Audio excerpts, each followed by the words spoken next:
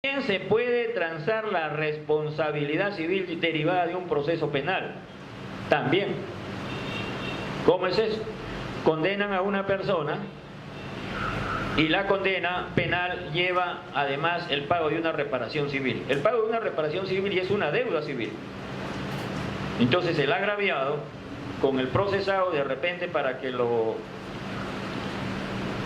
levanten algún problema que pueda tener, le anulen el antecedente, lo que sea, y no tiene para pagar la reparación civil, puede transar el pago de la reparación civil, y eso es válido. No está transando el ilícito penal, lo que está transando es el pago de la reparación civil.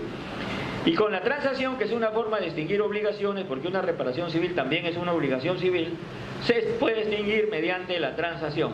Y la transacción es un acto formal porque debe hacerse por escrito bajo sanción de nulidad. ¿Qué quiere decir eso? Que la transacción verbal no tiene efecto. No hay transacción verbal. La transacción tiene que ser necesariamente por escrito. Es un acto formal porque debe hacerse necesariamente por escrito bajo sanción de nulidad. También se puede realizar de existir proceso pendiente por petición ante el juez que conoce el litigio, para lo cual bastará con presentar el documento. Por lo tanto, si hay un proceso y uno quiere transar, la transacción la puede hacer aparte. Hace el documento, transan y lo presentan al juez para que el juez lo homologue. El juez apruebe esa transacción. La homologación es otra cosa que la aprobación de la transacción.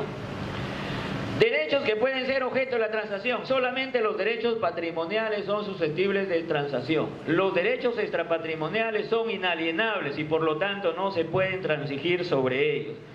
De hecho, tienen que ser derechos patrimoniales. Por ejemplo, no podrá transigirse sobre el estado civil de una persona, pero sí sobre los derechos patrimoniales que se deriven de ella. En consecuencia, la transacción siempre está referida a derechos patrimoniales que son de libre disposición de las partes. Y ahí está la transacción sobre responsabilidad civil.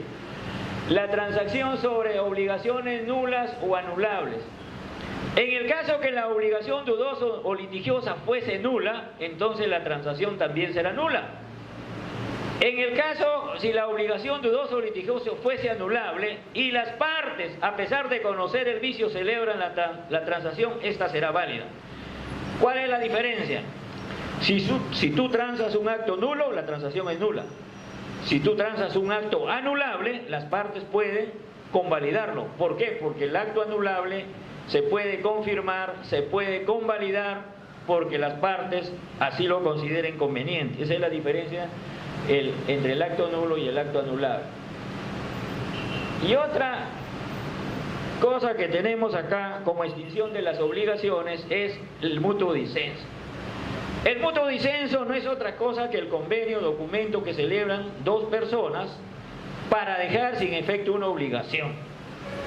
Miren, dos personas celebran una compra-venta, ya está la escritura, escrita en registros públicos, y después ambas partes se ponen de acuerdo para dejar sin efecto esa venta. ¿Qué hacen?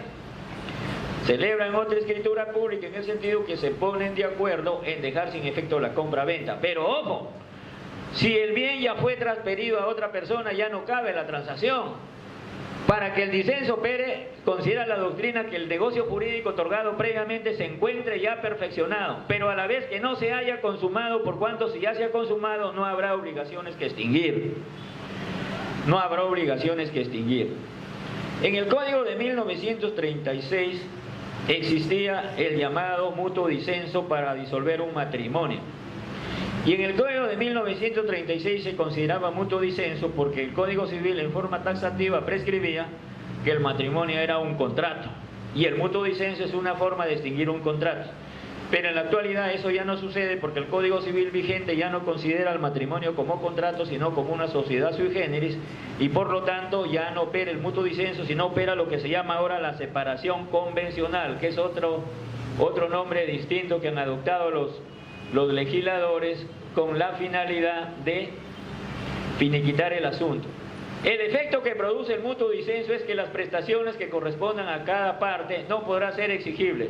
Si alguna se hubiese ejecutado parcialmente, este dará derecho a la restitución. Entonces, mediante el mutuo disenso, también es otra forma de extinguir obligaciones. Después tenemos las llamadas obligaciones con cláusula penal.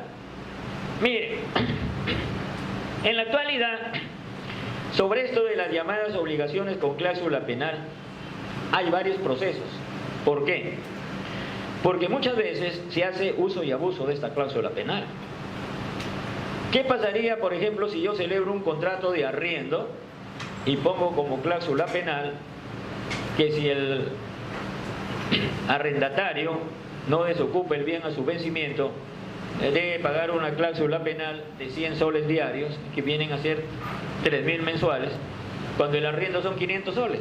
Entonces, ¿qué debe hacer la parte que se perjudique con esa cláusula penal? Puede recurrir al juez solicitando que el juez reduzca esa cláusula penal, porque también, si bien es cierto, la cláusula penal está legislada, pero también hay que tener en cuenta dos principios fundamentales del derecho: principio de razonabilidad y principio de proporcionalidad, que ustedes conocen. La cláusula penal debe ser proporcional y razonable, no antojadiza. Lo que sucede es que en la realidad, en la práctica, muchas personas se ven obligadas a firmar contratos en los cuales hay cláusulas penales excesivas, simple y llanamente por necesidad. Pero para eso está el juzgador, para que uno pueda pedir la reducción de la cláusula penal cuando considere que la cláusula penal es abusiva o excesiva. Y también hay otros que ponen cláusula penal para el caso de mora. Muy bien. ¿Qué es la mora? La mora no es otra cosa que el retraso en el cumplimiento de una obligación. Incluso hay personas que quieren, valiéndose del derecho, poner las dos cosas. Dicen, por mora me vas a pagar tanto y por cláusula penal tanto. Pero eso, ya cuando eso va al Poder Judicial, depende cómo se encamine la defensa de ambas partes para que el juez pueda decidir una controversia. ¿Por qué? De acuerdo al principio del iura novi curia, las partes deben poner los hechos y el juez el derecho. Entonces la parte debe poner los hechos, cuáles son los hechos que favorecen y cuáles son los hechos que perjudican a cada una de las partes. En cuanto a la nulidad de la cláusula penal, siendo la pena convencional una cláusula accesoria que tiene relación de dependencia con la obligación principal, la nulidad de dicha cláusula no puede influir sobre la existencia de la obligación principal. ¿Cómo es eso? Si alguien demanda al juez la nulidad de la cláusula penal es accesoria, se anula la cláusula penal, pero la obligación principal queda intacta. Viceversa, si se anula la obligación principal, automáticamente la cláusula penal también se anula, porque la cláusula penal es accesoria y lo accesorio sigue la suerte del principal. Y ahí está lo que yo decía, la reducción de la cláusula penal en caso de... Bien, con esto estamos terminando obligaciones. En la mañana vimos acto jurídico. ¿Sí? ¿Quería hablar? Vamos a ver ya un tema de procesal civil. Se ha referido a los principales principios procesales. Los principios procesales, valga la redundancia, son importantes porque a través de ellos podemos sacar adelante un proceso civil, aplicando en su debido momento un principio de los que vamos a ver en estos momentos.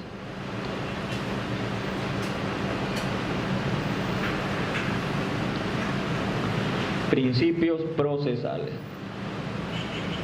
Eso ya lo hemos visto, lo que está ahí. Ahí está. Principios procesales.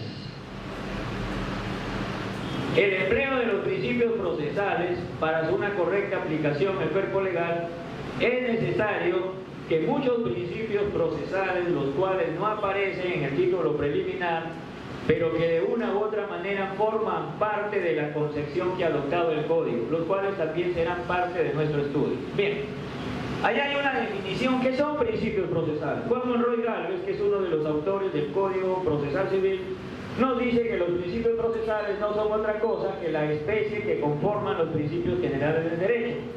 Viendo a los principios procesales en una forma conjunta, nos permite darnos cuenta cuál es el sistema procesal por el cual el legislador ha optado.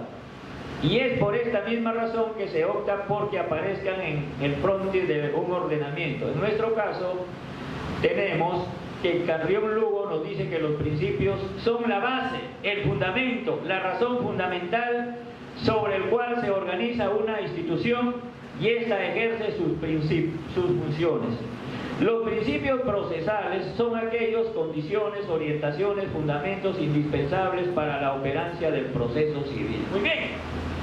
En otras palabras, los principios procesales no son otra cosa que unos dogmas fundamentales que contienen algo que nos permite salir adelante de un proceso, nos permite llenar algún vacío incluso de la norma.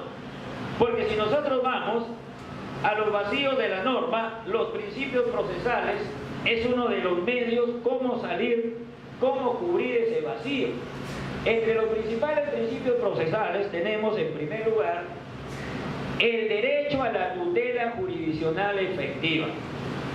El derecho a la tutela jurisdiccional efectiva nos dice que toda persona tiene derecho a la tutela jurisdiccional efectiva para el ejercicio o defensa de sus intereses con sujeción a un debido proceso. Muy bien. Es decir, que este derecho de tutela jurisdiccional es inherente a la persona humana. Muy bien. Este principio procesal también tiene rango constitucional. El inciso 3 del artículo 139 de nuestra Constitución vigente prescribe que es un derecho y un principio la tutela jurisdiccional efectiva. Y de acuerdo a este principio, todos nosotros tenemos el derecho de solicitar tutela.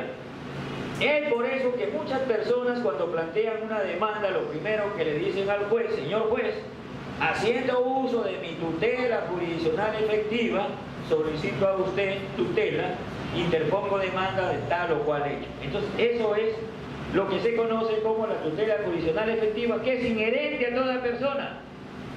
Y es la manifestación concreta del por qué la función jurisdiccional es, además de un poder, un deber del Estado. En tanto no puede excusarse de conceder tutela jurídica a todo el que lo solicita. Toda persona goza de este derecho a que se le haga justicia, a que su pretensión sea atendida y protegida por el órgano jurisdiccional a través del proceso que cumpla con las garantías mínimas.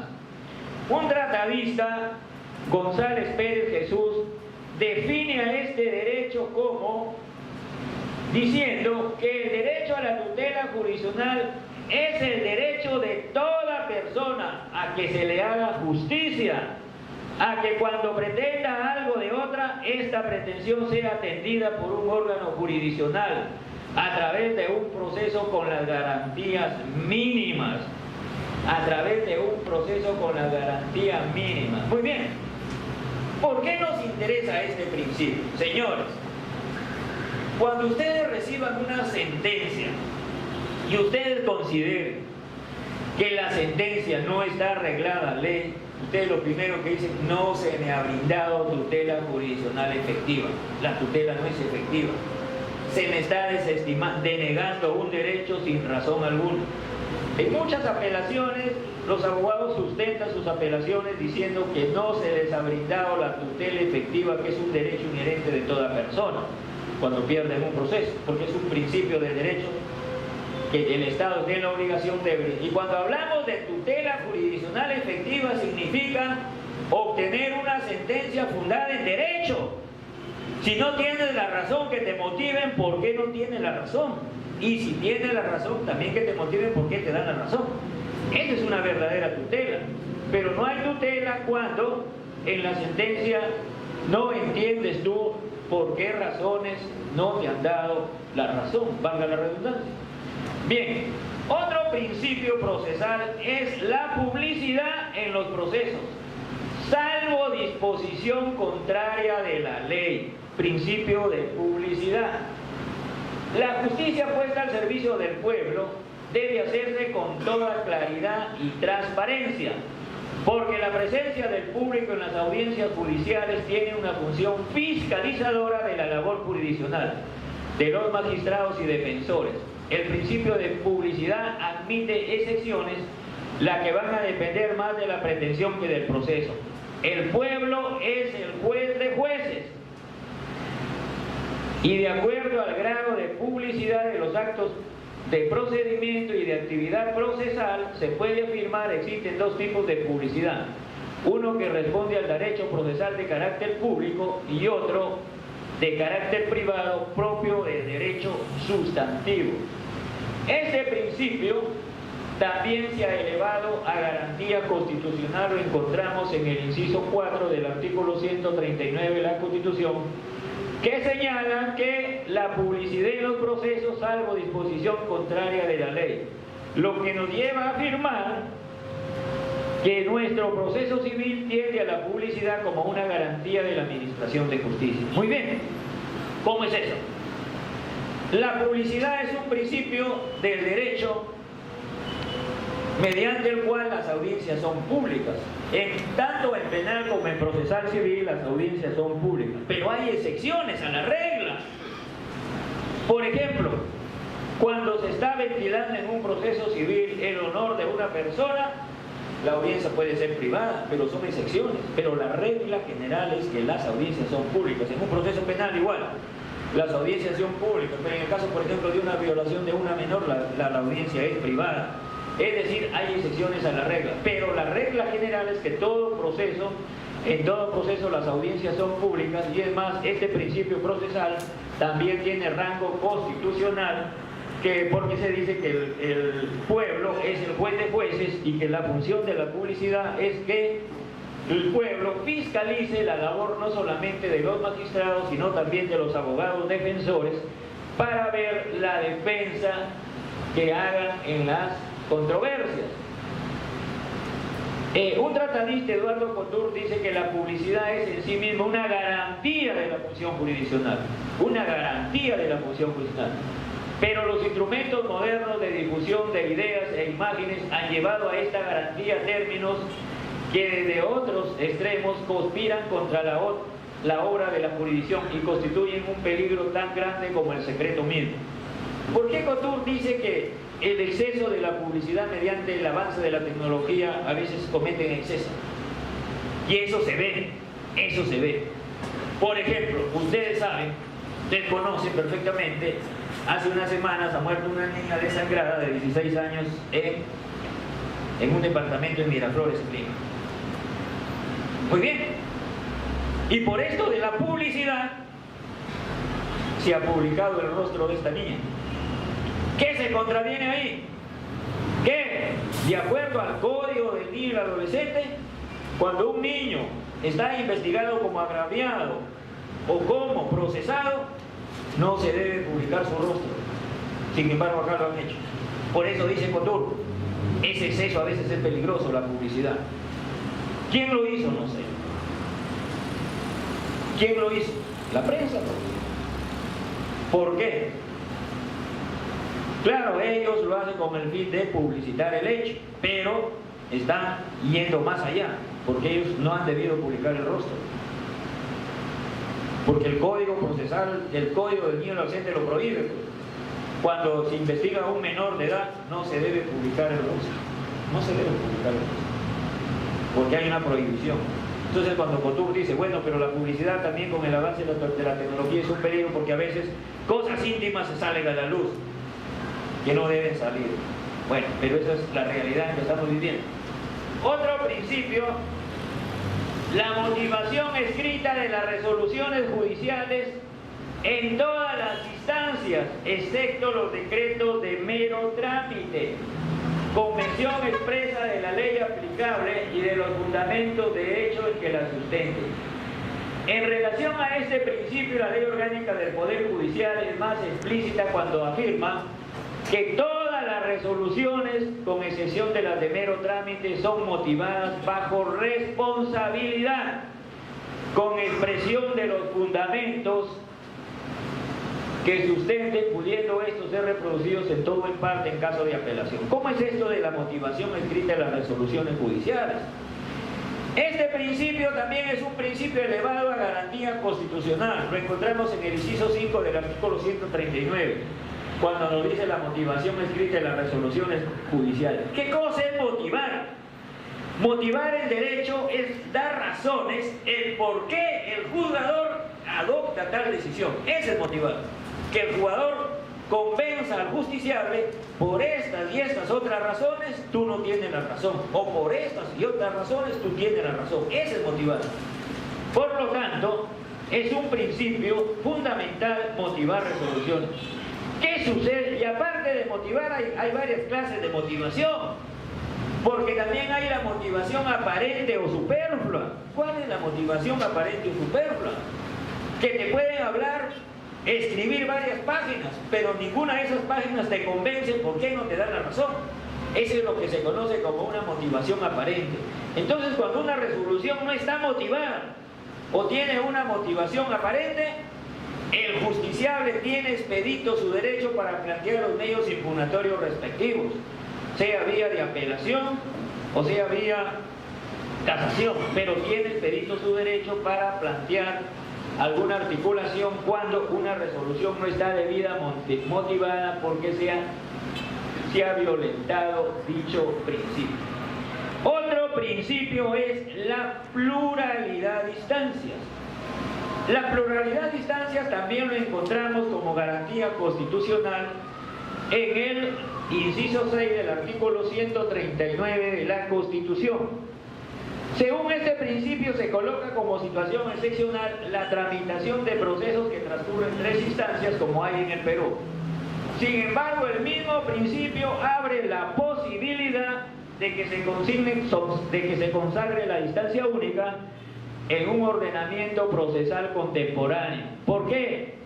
Porque el artículo prescribe que el proceso tiene 2 instancias, eso lo dice el Código Procesal Civil, y la Constitución nos dice pluralidad de instancias. Pero cuando la norma prescribe salvo disposición distinta, ¿qué quiere decir? Quiere decir que pueden haber 3 instancias o que en alguna oportunidad puede haber proceso de instancia única, pero por el momento el principio es doble instancia en procesal civil y pluralidad de instancia en la Constitución. ¿Por qué nos interesa eso y por qué es importante? Porque por el principio de doble instancia, una persona que se sienta agraviada con una resolución tiene derecho a que su caso sea visto por un órgano superior. Y de ahí que en una oportunidad el Tribunal Constitucional se pronunció sobre un amparo en el cual la ley de elecciones municipales había establecido la instancia única cuando se tachaba a un candidato a alcaldía distrital. Sucedió un caso en Ica. ¿Cuál fue el caso? Tacharon a un alcalde de un distrito de Ica, el jurado electoral especial de Ica declaró fundada la tacha, lo sacaron al alcalde. El alcalde apela al Jurado Nacional de Elecciones y el Jurado Nacional de Elecciones confirmó la resolución. El hombre quedó fuera. Planteó un proceso de amparo. El caso llegó hasta el tribunal. ¿Y qué dijo el tribunal? Señores, dijo, la Constitución establece pluralidad de instancias. La ley de elecciones, instancia única. Hay un conflicto de leyes. El juez debe aplicar el control difuso. Cuando hay un conflicto de leyes, una ley colisiona con la Constitución, el juez debe preferir la Constitución. Por lo tanto, ¿qué dijo el tribunal? Que sí procedía a apelación porque él aplicaba el control difuso consistente en no aplicar la ley de elecciones municipales que establecía instancia única. Lo que sucede es que cuando el proceso terminó, ya habían pasado las elecciones, ya el hecho se convirtió en irreparable, ya no pudo regresar porque ya habían pasado las elecciones cuando le declararon improcedente la tacha. Entonces, miren, este principio de doble instancia, y cuando la Constitución habla de pluralidad de instancias, y cuando el Código dice salvo disposición legal, en el Perú sí hay procesos de 3 instancias, los procesos constitucionales justamente. ¿Por qué? En civil, cuando un proceso se va en casación, la casación no es una tercera instancia. En la casación no se ven cuestiones de fondo, de hecho del caso. En la casación se ve por 2 motivos: infracción normativa o el apartamiento inmotivado de un precedente judicial vinculante. Es decir, cuando no se aplica una ley, se aplica mal o no se aplica un precedente, nada más, ahí no se discuten hechos.